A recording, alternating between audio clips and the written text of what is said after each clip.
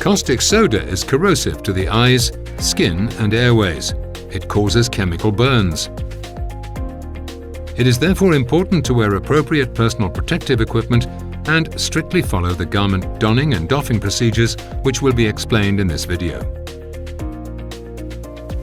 The first task is to choose protective equipment that's appropriate to the risks being incurred, the nature of the hazardous substance, and the working rules and procedures.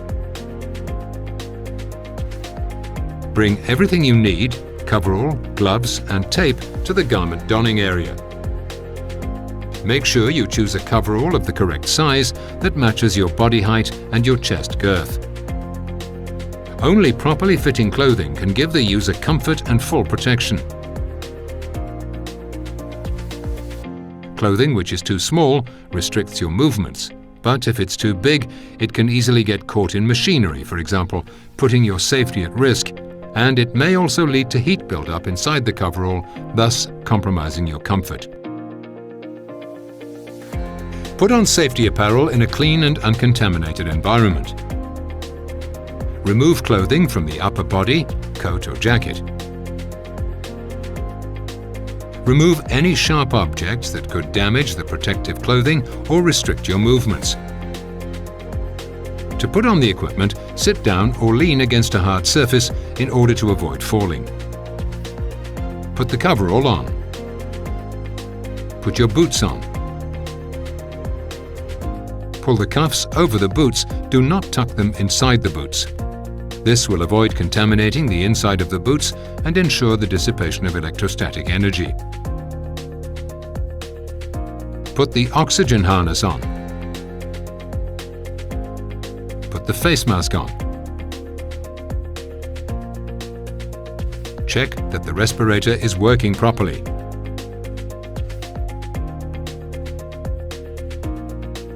Allow your colleague to check that the mask is positioned correctly. Put on the hood before fully closing the zipper and pull on the bottom of your coverall in order to allow your colleague to tape the zipper flap without folds or creases. Let your colleague tape the chin flap in order to tighten the passage between the mask and the hood. Your colleague will also fully close the zipper while pulling on the bottom of your coverall in order to allow to tape the zipper flap without folds or creases. Fasten the harness belt.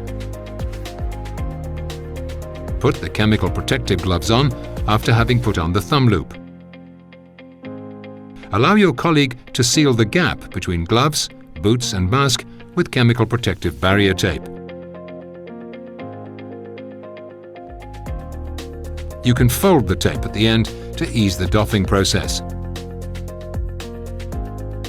Follow all safety instructions when working and avoid unnecessary contact with caustic soda.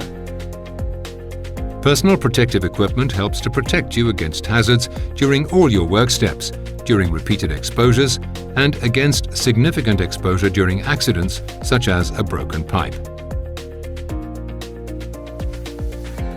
After your operation, follow the decontamination procedure and rinse yourself down with water. Go to the garment doffing area to correctly remove the PPE and avoid any risk of contamination. Your colleague who wears the appropriate PPE will help you with doffing. Remove your harness.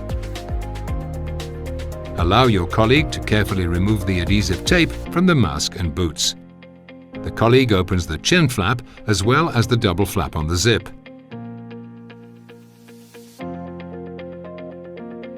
Allow your colleague to pull the zip down to your navel and peel off the coverall inside out, making sure that the potentially contaminated surface remains on the inside.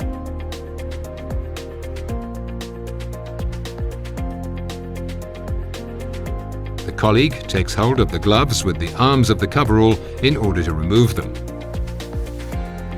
Then your colleague uses the coverall legs to hold the boots and helps you take them off. Be sure to place your feet on an uncontaminated surface. The colleague removes the mask. The colleague rolls up the contaminated coverall and the tape and places them in a hazardous waste bag.